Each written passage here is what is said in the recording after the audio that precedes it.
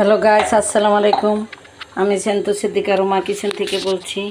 আজকে দেখেন আমি যে রান্না করতেছি, ছাগলের মাংস দিয়ে, খাসির মাংস দিয়ে রেজালা করতেছি। এই যে সাদা সাদা করছি, যে দেখেন খাসির মাংস। আবার আলু দিছি, আমার ছেলে আলু ছাড়া খাবে না, তাই আলু দিয়েছি। আর ছেলের জন্য পোলাও রান্না করছি। এই যে পোলাও রান্না করছি ছেলের জন্য। আজকে ছেলে পোলাও খাবে আর খাসি রেজালা দিয়ে। তা আদা রসুন বাটা সব কিছু দিয়েছি, পেঁয়াজ পেস্তা করে দিয়েছি, লং এলাচি দারচিনি, তারপরে দধি দিয়েছি, টক দই দিয়েছি।